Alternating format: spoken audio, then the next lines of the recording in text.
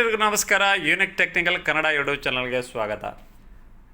ಇದರ ಹಿಂದಿನ ವಿಡಿಯೋದಲ್ಲಿ ನಾವು ಕಾಪರ್ ಪೈಪನ್ನು ಫ್ಲೇರಿಂಗ್ ಹೇಗೆ ಮಾಡೋದು, ಕಾಪರ್ ಪೈಪನ್ನು ಕಟ್ ಹೇಗೆ ಮಾಡೋದು ಮತ್ತು ಸ್ವೇಜಿಂಗ್ ಹೇಗೆ ಮಾಡೋದು ಅಂತ ನಾವು ತಿಳ್ಕೊಂಡಿದ್ದೇವೆ. ಸ್ವೇಜಿಂಗ್ ಅಂದರೆ ಈಗ ಕಾಣಿಸ್ತಾ ಇರೋ ಇದು ಸ್ವೇಜಿಂಗ್. ಸೊ ಇದಾದ ನಂತರ ಯಾವಾಗ ನಾವು ಸ್ವೇಜಿಂಗ್ ಮಾಡ್ತೇವೆ ಅದಾದ ನಂತರ ನಾವು ಒಂದು ಕಾಪರ್ ಟ್ಯೂಬಿಂದ ಇನ್ನೊಂದು ಕಾಪರ್ ಟ್ಯೂಬಿಗೆ ಜಾಯಿಂಟ್ ಮಾಡಬೇಕಾಗತ್ತೆ. ಜಾಯಿಂಟ್ ಮಾಡುವ ಪ್ರೊಸೆಸ್ ಅಂತ ಹೇಳ್ತಾರೆ ಬ್ರೇಸಿಂಗ್. ಅಂದರೆ ಈ ಟ್ಯೂಬನ್ನು ಈ ಟ್ಯೂಬಿಗೆ ಜಾಯಿಂಟ್ ಮಾಡಬೇಕು, ಅದಕ್ಕೆ ಹೇಳ್ತಾರೆ ಬ್ರೇಸಿಂಗ್ ಅಂತ ಹೇಳ್ತಾರೆ. ನಾರ್ಮಲಿ ನೀವು ವೆಲ್ಡಿಂಗ್ ಅಂತ ಕೇಳಿರ್ಬೋದು. ಸೊ ಇದು ನಾವು ಕಾಪರ್ ಪೈಪ್ ಜಾಯಿಂಟ್ ಮಾಡಲಿಕ್ಕೆ ಇದು ಬ್ರೇಸಿಂಗ್ ಅಂತ. ಬ್ರೇಸಿಂಗ್ ಮತ್ತು ವೆಲ್ಡಿಂಗ್ ಏನು ಡಿಫ್ರೆನ್ಸ್ ಅಂತ ಹೇಳಿದರೆ, ವೆಲ್ಡಿಂಗಲ್ಲಿ ಏನಾಗುತ್ತೆ, ಈ ಬೇಸ್ ಮೆಟಲ್ ಇದೆ, ಈ ಬೇಸ್ ಮೆಟಲ್ ಸಹ ಮೆಲ್ಟ್ ಆಗ್ತದೆ. ಬ್ರೇಸಿಂಗಲ್ಲಿ ಏನಾಗುತ್ತೆ, ಬೇಸ್ ಮೆಟಲ್ ಮೆಲ್ಟ್ ಆಗಲ್ಲ, ಬೇಸ್ ಮೆಟಲ್ ಖಾಲಿ ಹೀಟ್ ಆಗುತ್ತೆ ಅಷ್ಟೇ. ನಾವು ಯೂಸ್ ಮಾಡೋ ರಾಡ್ ಏನಿದೆ ಅದು ಇಲ್ಲಿ ಗ್ಯಾಪನ್ನು ಫಿಲ್ ಮಾಡ್ತದೆ. ಸೊ ಇದು ಡಿಫ್ರೆನ್ಸು ಬ್ರೇಸಿಂಗ್ ಮತ್ತು ವೆಲ್ಡಿಂಗಿಗೆ. ಬ್ರೇಸಿಂಗಲ್ಲಿ ಬೇಸ್ ಮೆಟಲ್ ಮೆಲ್ಟ್ ಆಗಲ್ಲ. ಬೇಸ್ ಮೆಟಲ್ ಅಂದರೆ ಈ ಮೆಟಲನ್ನು ಮೆಲ್ಟ್ ಮಾಡಬಾರ್ದು, ಖಾಲಿ ಹೀಟ್ ಮಾಡಬೇಕು. ಹೀಟ್ ಆದ ನಂತರ ಇದಕ್ಕೆ ರಾಡ್ ಬರುತ್ತೆ. ರಾಡ್ ಅಂತ ಹೇಳಿದರೆ ಇದು ನೀವು ನೋಡ್ಬೋದು, ಈ ಥರ ರಾಡ್ ಬರುತ್ತೆ. ಸೊ ಇದು ಕಾಪರ್ ಪೈಪನ್ನು ಜೋಡಿಸ್ಲಿಕ್ಕೆ ಯೂಸ್ ಮಾಡೋದು, ಪಾಸ್ ಕಾಪರ್ ಅಂತ ಹೇಳ್ತಾರೆ. ಇನ್ನೊಂದು ಸಿಲ್ವರ್ ರಾಡ್ ಅಂತ ಬರುತ್ತೆ. ಸಿಲ್ವರ್ ರಾಡ್ ಅಂತ ಹೇಳಿದ್ರೆ ಬ್ಲೂ ಕಲರ್ ಅಲ್ಲಿ ಇರುತ್ತೆ, ಅದು ನೋಡಲಿಕ್ಕೆ ಒಳಗಡೆಯಿಂದ ಸಹ ಸಿಲ್ವರ್ ಇರುತ್ತೆ. 40% ಸಿಲ್ವರ್ ಮತ್ತೆ ಇರೋ 60% ಇದಾಗಿರುತ್ತೆ, ಪಾಸ್ ಕಾಪರೇ ಆಗಿರುತ್ತೆ.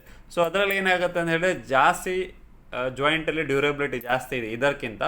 ಇದರಲ್ಲಿ ಸಹ ಜಾಯಿಂಟ್ ಆಗುತ್ತೆ, ಅದರಲ್ಲಿ ಏನಾದರೂ ವೀಕ್ ಜಾಯಿಂಟ್ಸ್ ಎಲ್ಲ ಬರುತ್ತೆ. ಕೆಲವು ಪಾರ್ಟ್ಸಲ್ಲಿ ಏನು ಹೇಳಿದರೆ ನಮ್ಮ ಕಂಪ್ರೆಸರ್ ಜಾಯಿಂಟ್ಸ್ ಏನಿರುತ್ತೆ ಅದು ಕೆಲವೊಮ್ಮೆ ಹೀಟ್ ಜಾಸ್ತಿ ಇರುವ ಜಾಗದಲ್ಲಿ ಇದರಲ್ಲಿ ಪ್ರಾಪರಾಗಿ ಮಾಡಲಿಕ್ಕಾಗಲ್ಲ.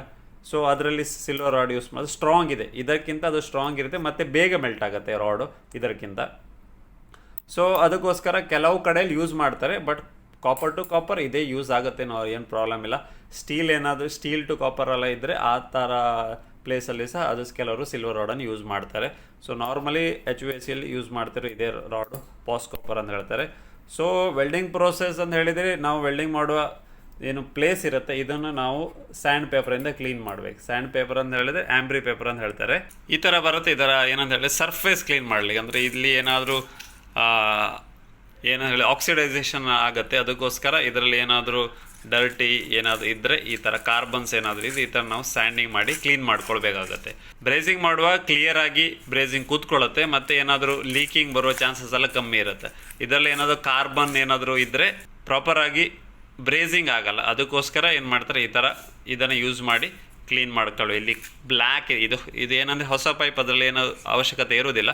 ಹಳ ಪೈಪ್ ಯೂಸ್ಡ್ ಏನಾದರೂ ಪೈಪ್ ಇರುತ್ತೆ, ಇಲ್ಲಿ ಕಾರ್ಬನ್ಸ್ ಎಲ್ಲ ಇರುತ್ತೆ. ಸೊ ಅದಕ್ಕೋಸ್ಕರ ಈ ಥರ ಸ್ಯಾಂಡ್ ಪೇಪರ್ನ ಯೂಸ್ ಮಾಡಿ ಕ್ಲೀನ್ ಮಾಡ್ಕೊಳ್ಬೇಕಾಗತ್ತೆ. ಸೊ ಬ್ರೇಸಿಂಗ್ ಮಾಡುವಾಗ ನಾರ್ಮಲಿ ಇದರಲ್ಲಿ ನೀವು ನೋಡ್ಬೋದು, ಇದು ನಮ್ಮ ಸ್ವೇಜಿಂಗ್ ಮಾಡಿರೋ ಪ್ಲೇಸ್. ಈ ಪೈಪು ಇದರೊಳಗೆ ಹೋಗಿದೆ. ಸೊ ಈ ಪೈಪ್ ಇದರೊಳಗೆ ಹೋಗಿರೋದ್ರಿಂದ ನಾವು ನಾರ್ಮಲ್ ಆಗಿ ಹೀಟ್ ಮಾಡುವಾಗ ಇಲ್ಲಿಂದ ಹೀಟ್ ಮಾಡಲಿಕ್ಕೆ ಸ್ಟಾರ್ಟ್ ಮಾಡಬೇಕು. ಕೆಳಗಡೆಯಿಂದ ಹೀಟ್ ಮಾಡ್ತಾ ಮೇಲೆ ಹೋಗ್ಬೇಕು.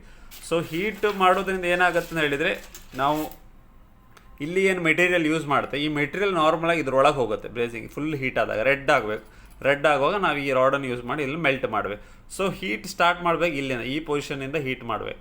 ಈವನ್ ನಾವು ಯಾವುದಾದ್ರು ಬ್ರೇಸಿಂಗ್ ಜಾಯಿಂಟ್ ಬಿಚ್ಚಲಿಕ್ಕಿದ್ರು ಸಹ ತೆಗಿಲಿಕ್ಕಿದ್ರು ಸಹ ಹೀಟಿಂಗ್ ಇದೇ ಪಾರ್ಟಿಂದ ಶುರು ಮಾಡಬೇಕು. ಇಲ್ಲಿ ಹೀಟ್ ಮಾಡಬಾರ್ದು, ಇಲ್ಲಿಂದನೇ ಹೀಟ್ ಮಾಡಬೇಕು. ಸೊ ಹೀಟು ಮೇಲೆ ಮತ್ತು ಈ ಪ್ಲೇಸಲ್ಲಿ ಸಹ ಹೀಟ್ ಆಗಬೇಕು. ಸೊ ಹೀಟ್ ಸ್ಟಾರ್ಟ್ ಮಾಡೋ ಈ ಪ್ಲೇಸಲ್ಲಿ ಮಾಡಬೇಕು. ಫಸ್ಟ್ ಸರ್ಫೇಸ್ ಕ್ಲೀನ್ ಮಾಡಬೇಕು. ಆಂಬ್ರಿ ಪೇಪರ್ ಯೂಸ್ ಮಾಡಿ ನೀವು ಸರ್ಫೇಸನ್ನು ಕ್ಲೀನ್ ಮಾಡಬೇಕು. ಮತ್ತು ಏನಾದರೂ ಸ್ವೇಜಿಂಗ್ ಮಾಡುವಂಥ ಪ್ಲೇಸ್ ಆಗಿದ್ದರೆ ಪ್ರಾಪರಾಗಿ ಸ್ವೇಜಿಂಗ್ ಆಗಿರಬೇಕು. ಸ್ವೇಜಿಂಗ್ ಆಗಿ ಈ ಟ್ಯೂಬು ಕರೆಕ್ಟಾಗಿ ಅದರೊಳಗೆ ಇನ್ಸರ್ಟ್ ಆಗಿರಬೇಕು. ಸೊ ಇದು ಮೇಯ್ನು. ಇದಾದ ನಂತರ ನಾವು ಬ್ರೇಸಿಂಗ್ ಮಾಡಬೇಕು. ಬ್ರೇಸಿಂಗ್ ಮಾಡಬೇಕು ನಾರ್ಮಲ್ ಆಗಿ ಒಂದು ಆಕ್ಸಿ ಅಸಿಟಲ್ ಎಂದು ಹೇಳ್ತಾರೆ. ಆಕ್ಸಿ ಅಸಿಟಲ್ ಒಂದು ಆಕ್ಸಿಜನ್ ಮತ್ತು ಅಸಿಟಲ್ ಎರಡೂ ಸಿಲಿಂಡರ್ನ ಮಿಕ್ಸ್ ಮಾಡಿ ಒಂದು ಫ್ಲೇಮ್ ನಾವೇನು ಮಾಡ್ತೇವೆ ಅದಕ್ಕೆ ಹೇಳ್ತಾರೆ ಆಕ್ಸಿ ಅಸಿಟಲಿನ್ ಅಂತ. ಒಂದು ರೆಡ್ ಕಲರ್ ಮತ್ತೊಂದು ಗ್ರೀನ್ ಕಲರ್ ನೀವು ನೋಡ್ಬೋದು, ಈ ಥರ ಪಿಕ್ಚರಲ್ಲಿ ಈ ಥರ ಇದೆ. ಸೊ ನಾರ್ಮಲ್ ಆಗಿ ಜಾಸ್ತಿ ವರ್ಕ್ ಎಲ್ಲಿ ಮಾಡ್ತೇವೆ ಅಂತ ಹೇಳಿದರೆ, ಡೈಲಿ ಫೀಲ್ಡ್ ವರ್ಕ್ ಇರೋರು ಆ ಥರ ಸಿಲಿಂಡರ್ ಯೂಸ್ ಮಾಡ್ತಾರೆ. ಕಂಪ್ರೆಸರ್ ಚೇಂಜ್ ಮಾಡಲಿಕ್ಕಿದೆ, ದಪ್ಪ ಪೈಪ್ ಇದೆ. ಸೊ ಅದಕ್ಕೆ ಯೂಸ್ ಮಾಡಬೇಕು. ನಾರ್ಮಲ್ ಆಗಿ ಚಿಕ್ಕ ಪುಟ್ಟ ಕೆಲಸದಲ್ಲಿರೋ ಜಾಸ್ತಿ ಏನು ಬ್ರೇಸಿಂಗ್ ವರ್ಕ್ ಮಾಡಲ್ಲ, ಅವ್ರು ಏನು ಮಾಡ್ತಾರೆ ಅಂತ ಹೇಳಿದರೆ, ನೀವು ನೋಡುವ ಈ ಥರ ಮ್ಯಾಪ್ ಪ್ರೋ ಅಂತ ಪ್ರೋ ಗ್ಯಾಸ್ ಇದೇನಂದರೆ ಪ್ರೊಪಲಿನ್ ಗ್ಯಾಸನ್ನು ಯೂಸ್ ಮಾಡ್ತಾರೆ. ಸೊ ಇದರಿಂದ ಸಹ ಬ್ರೇಸಿಂಗ್ ಮಾಡ್ಲಿಕ್ಕೆ ಆಗುತ್ತೆ. ನಾರ್ಮಲ್ ಆಗಿ ನಿಮ್ಮ ಚಿಕ್ಕ ಬ್ಯಾಗಲ್ಲಿ ಹಾಕೊಂಡು ಹೋಗ್ಲಿಕ್ಕೆ ಆಗುತ್ತೆ. ಸೊ ಅದರಾಗಿ ಜನರಲ್ ಆಗಿ ನಾರ್ಮಲ್ ಆಗಿ ಇದನ್ನೇ ಯೂಸ್ ಮಾಡ್ತಾರೆ. ಇದಕ್ಕೆ ಈ ಥರ ಟಾರ್ಚ್ ಬರುತ್ತೆ. ಇದು ಆ್ಯಕ್ಚುಲಿ ಡಬಲ್ ಟಾರ್ಚ್, ಕೆಲವುದೆಲ್ಲ ಸಿಂಗಲ್ ಟಾರ್ಚ್ ಬರುತ್ತೆ, ಇದು ಡಬಲ್ ಟಾರ್ಚ್ ಇರೋದು. ಡಬಲ್ ಟಾರ್ಚ್ ಅಂದರೆ ಇಲ್ಲಿ ನೀವು ಯಾವ್ದಾದ್ರು ಒಂದು ಸೈಡೇ ಬೇಕಿದ್ರೆ ಕ್ಲೋಸ್ ಮಾಡ್ಕೊಳ್ಬೋದು. ಎರಡೂ ಸೈಡನ್ನು ದಪ್ಪ ಪೈಪ್ ಇದ್ದರೆ, ಥಿಕ್ನೆಸ್ ಜಾಸ್ತಿ ಇರೋ ಪೈಪ್ ಆದರೆ ಎರಡೂ ಸೈಡನ್ನು ಓಪನ್ ಮಾಡಬೇಕಾಗತ್ತೆ. ಅಂದರೆ 3/4 ಪೈಪೆಲ್ಲ ಇರುತ್ತೆ, 7/8 1 ಇಂಚ್ ಪೈಪೆಲ್ಲ ಇದ್ದರೆ ಸೊ ಇದು ಡಬಲ್ ಟಾರ್ಚನ್ನೇ ಯೂಸ್ ಮಾಡ್ಕೊಳ್ಬೇಕು. ಇಲ್ಲಾಂದರೆ ಸಿಂಗಲ್ ಟಾರ್ಚಲ್ಲೇ ಕೆಲಸ. ಈ ಪೈಪಿಗೆಲ್ಲ ಸಿಂಗಲ್ ಟಾರ್ಚಲ್ಲೇ ಆಗುತ್ತೆ ಮಾಡಲಿಕ್ಕೆ. ಸೊ ಇದು ಇಲ್ಲಿ ಥ್ರೆಡ್ ಇರುತ್ತೆ, ಈ ಸಿಲಿಂಡ್ರಿಗೆ ಫಿಟ್ ಮಾಡ್ಕೊಳ್ಬೇಕು. ಸಿಲಿಂಡ್ರ್ ಖಾಲಿ ಆದ ನಂತರ ಯೂಸ್ ಆ್ಯಂಡ್ ಥ್ರೋ, ಆಮೇಲೆ ಬಿಸಾಕ್ಬೇಕು, ಇನ್ನೊಂದು ಸಿಲಿಂಡ್ರ್ ತೊಗೊಳ್ಬೇಕಾಗತ್ತೆ. ಸೊ ಇದು ಕ್ಯಾರಿ ಮಾಡ್ಲಿಕ್ಕೆ ಈಸಿ. ಮತ್ತು ಟೆಂಪ್ರೇಚರ್ಸ್ ಸಿಗುತ್ತೆ, ಅದರಲ್ಲಿ ಎಷ್ಟು ಸಿಗುತ್ತೆ ಇದರಲ್ಲೂ ಸಹ ಅಷ್ಟೇ ಸಿಗುತ್ತೆ. ಟೆಂಪ್ರೇಚರಲ್ಲಿ ಏನು ಪ್ರಾಬ್ಲಮ್ ಇಲ್ಲ. ದಪ್ಪಟ್ಟ ಪೈಪಲ್ಲಿ ಬ್ರೇಸಿಂಗ್ ಮಾಡಬೇಕಾದ್ರೆ ಸ್ವಲ್ಪ ಪ್ರಾಬ್ಲಮ್ ಆಗುತ್ತೆ. ಇಲ್ಲ ನಾರ್ಮಲ್ ಆಗಿ ಇದನ್ನು ಸಹ ಯೂಸ್ ಮಾಡ್ಲಿಕ್ಕೆ ಆಗತ್ತೆ. ಸೊ ನಾವು ಇವಾಗ ಒಂದು ಡೆಮೋ ಆಗಿ ಇದನ್ನು ಬ್ರೇಸಿಂಗ್ ಮಾಡಿ ನೋಡೋಣ ಹೇಗೆ ಈ ಬ್ರೇಸಿಂಗ್ ಕೂತ್ಕೊಳ್ಳುತ್ತೆ ಅಂತ.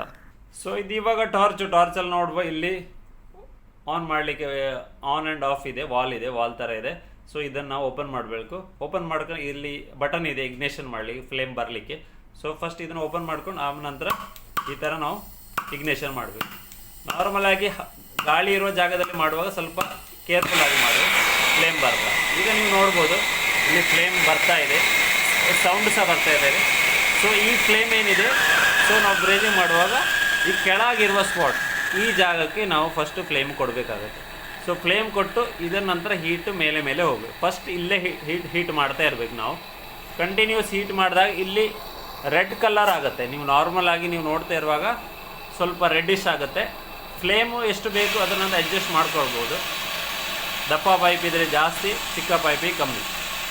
ಸೊ ಈ ಥರ ಹೀಟ್ ಮಾಡ್ತಾರೆ, ನೀವು ನೋಡ್ಬೋದು ರೆಡ್ ಆಗ್ತಾಯಿದೆ. ಸೊ ಆಮೇಲೆ ಸ್ವಲ್ಪ ಮೇಲಕ್ಕೆ ತಗೊಂಡೋಗಿ ನಿಧಾನಕ್ಕೆ ಮೆಲ್ಟ್ ಮಾಡ್ತಾ ಇರಬೇಕು.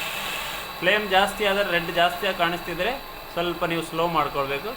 ಈ ಥರ ಫ್ಲೇಮನ್ನು ಅಡ್ಜಸ್ಟ್ ಮಾಡ್ತಾ ಬ್ರೇಸಿಂಗ್ ಮಾಡಬೇಕು. ಸೊ ನೋಡಬೇಕು ಫುಲ್ ರೆಡ್ ಆಗುವಾಗ ಫುಲ್ ಬ್ಯಾಕ್ ಸೈಡ್ ಎಲ್ಲ ಕಡೆ ಬ್ರೇಸಿಂಗ್ ಆಗ್ತಾ ಇದ್ವಾ ಇಲ್ವಾ ಅಂತ.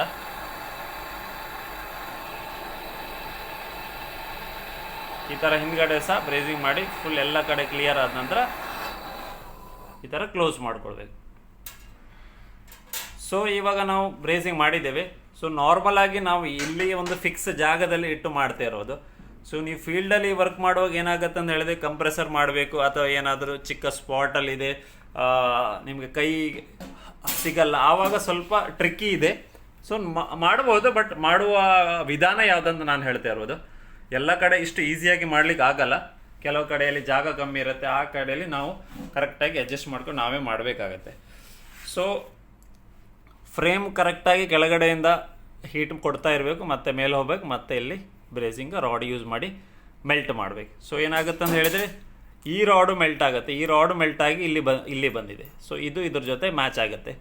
ಸೊ ಈ ಮೆಟೀರಿಯಲ್ ಮೆಲ್ಟ್ ಮಾಡಬಾರ್ದು, ಖಾಲಿ ನಾವು ಯೂಸ್ ಮಾಡ್ತೇವೆ ರಾಡ್ ಮಾತ್ರ ಮೆಲ್ಟ್ ಮಾಡಬೇಕು. ಮತ್ತು ಏನಂತ ಹೇಳಿದರೆ ಕೆಲವು ನೀವು VRV ಯೂನಿಟ್ ಆಗಿರ್ಬೋದು, ಅದರಲ್ಲಿ ಏನಾಗುತ್ತೆ ತುಂಬ ಪೈಪ್ಲೈನ್ ವೆಲ್ಡಿಂಗ್ ಇರುತ್ತೆ. ಸೊ ಆವಾಗ ನೈಟ್ರೋಜನನ್ನು ಈ ಟ್ಯೂಬ್ ಮೂಲಕ ಫ್ಲೋ ಮಾಡ್ಕೊಂಡು ಇಲ್ಲಿ ಬ್ರೇಸಿಂಗ್ ಮಾಡ್ತಾರೆ. ನೈಟ್ರೋಜನ್ ಯಾಕೆ ಯೂಸ್ ಮಾಡೋದು ಅಂತ ಹೇಳಿದರೆ ಒಳಗಡೆಯಿಂದ ಕಾರ್ಬನ್ ಬರಬಾರ್ದು ಅಂತ. ಕೆಲವರು ಹೇಳ್ತಾರೆ ನೈಟ್ರೋಜನ್ ಕೊಟ್ಟು ಗ್ಯಾಸ್ ಯೂಸ್ ಮಾಡಿದೆ ಬ್ಲಾಸ್ಟ್ ಆಗುತ್ತೆ. ಹಾಗೇನಿಲ್ಲ, ಫ್ಲೋ ಮಾಡೋದು ಅಂತ ಹೇಳಿ ಇದರ ಮೂಲಕ ಫ್ಲೋ ಮಾಡಿ ಇನ್ನೊಂದು ಕಡೆಯಿಂದ ಎಕ್ಸಿಟ್ ಆಗ್ತಾ ಇರಬೇಕು. ಈ ಕಡೆ ನೀವು ಪ್ರೆಷರ್ ಇಟ್ಕೊಳ್ಳೋದಲ್ಲ, ಪ್ರೆಷರ್ ಯೂಸ್ ಮಾಡೋದಲ್ಲ, ಫ್ಲೋ ಆಗಬೇಕು. ಇಲ್ಲಿಂದ ಹೋಗಿ ಒಂದು ಕಡೆ ಯಾವುದೋ ಕಡೆ ಓಪನ್ ಆಗಿರಬೇಕು. ಸೊ ಅಲ್ಲಿಂದ ಹೋಗ್ತಾ ಇರುವಾಗ ಇಲ್ಲಿ ಒಳಗಡೆ ಸ್ವಲ್ಪ ಕಾರ್ಬನ್ ಆಗಿ ಕಾಣಿಸ್ತದೆ ನಿಮಗೆ, ಇದು ಬರಲ್ಲ. ಈ ಥರ ಪ್ರಾಬ್ಲಮ್ಸ್ ನಾವು ನೈಟ್ರೋಜನ್ ಒಳಗಿಂದ ಫ್ಲೋ ಮಾಡಿದ್ರೆ ಈ ಥರ ಬರಲ್ಲ. ಇಲ್ಲಿಂದ ಸ್ವಲ್ಪ ಬ್ಲ್ಯಾಕ್ ಆದಾಗ ಆಗುತ್ತೆ ಅದರ ಒಳಗಡೆ, ಟ್ಯೂಬಿನ ಒಳಗಡೆ. ಅದಕ್ಕೆ ನೈಟ್ರೋಜನ್ ಫ್ಲೋ ಮಾಡಬೇಕಂತ ಹೇಳ್ತಾರೆ. ಸೊ ಫ್ಲೋ ಮಾಡಬೇಕು, ಪ್ರೆಷರನ್ನು ಲಾಕ್ ಮಾಡಬಾರ್ದು. ಪ್ರೆಷರ್ ಫ್ಲೋ ಆಗ್ತದೆ, ಒಂದು ಕಡೆ ಇನ್ನೊಂದು ಕಡೆ ಹೋಗ್ತಾ ಇರಬೇಕು. ಸೊ ಮತ್ತು ನೀರು ಹಾಕಿ ಎಲ್ಲ ಕೋಲ್ಡ್ ಮಾಡುವ ನಾರ್ಮಲಾಗಿ ಅದರ ಅಷ್ಟಕ್ಕೆ ಅದು ನಾರ್ಮಲಾಗಿ ಟೆಂಪ್ರೇಚರ್ ನಾರ್ಮಲ್ ಬಂದಾಗ ಆಗುತ್ತೆ.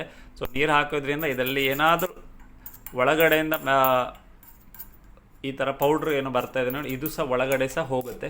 ಸೊ ಅದಕ್ಕೋಸ್ಕರ ನೀರೆಲ್ಲ ಹಾಕಿ ಕೋಲ್ಡ್ ಮಾಡೋದು ಬೇಡ, ಅದರಷ್ಟೇ ಅದು ಕೋಲ್ಡ್ ಆಗುತ್ತೆ. ಸೊ ಆಮೇಲೆ ಬೇಕಾದರೆ ಬ್ರೇಸಿಂಗ್ ಆದ ನಂತರ ಒಂದು ಸಲ ಬಟ್ಟೆಯಲ್ಲಿ ಈ ಥರ ಕ್ಲೀನ್ ಮಾಡಿದರೆ ಕರೆಕ್ಟಾಗಿ ನಿಮಗೆ ಫಿನಿಶಿಂಗ್ ಸಿಗುತ್ತೆ. ಇವತ್ತಿನ ವಿಡಿಯೋದಲ್ಲಿ ನಿಮಗೆ ಕಾಪರ್ ಪೈಪನ್ನು ಹೇಗೆ ಬ್ರೇಸಿಂಗ್ ಮಾಡ್ಬೋದು ಅಂತ ತಿಳ್ಕೊಂಡಿದ್ದೀವಿ. ಇನ್ನು ನೆಕ್ಸ್ಟ್ ವಿಡಿಯೋದಲ್ಲಿ ರೆಫ್ರಿಜರೇಷನ್ ಆರ್ ಏರ್ ಕಂಡೀಷನಿಂಗ್ ಸಂಬಂಧಪಟ್ಟ ಮತ್ತು ಇಲೆಕ್ಟ್ರಿಕಲಿ ಸ್ವಲ್ಪ ನಾಲೆಜ್ ಬೇಕಾಗುತ್ತೆ. ಏರ್ ಕಂಡೀಷನಿಂಗ್ ಇರೋ ಸ್ವಲ್ಪ ಇಲೆಕ್ಟ್ರಿಕಲ್ ಟಚ್ ಇರುವ ಪ್ರಾಕ್ಟಿಕಲ್ಸನ್ನು ಮಾಡ್ತಾನೆ ನಾವು ಕಂಟಿನ್ಯೂ ಮಾಡ್ತಾ ಇರುವ. ಸೊ ಇವತ್ತಿನ ವಿಡಿಯೋ ನಿಮ್ಗೆ ಇಷ್ಟ ಆದರೆ ವಿಡಿಯೋಗೆ ಲೈಕ್ಸ್ ಮಾಡಿ ಮತ್ತು ನಮ್ಮ ಚಾನಲ್ಗೂ ಸಬ್ಸ್ಕ್ರೈಬ್ ಮಾಡಿ. Thank you for watching.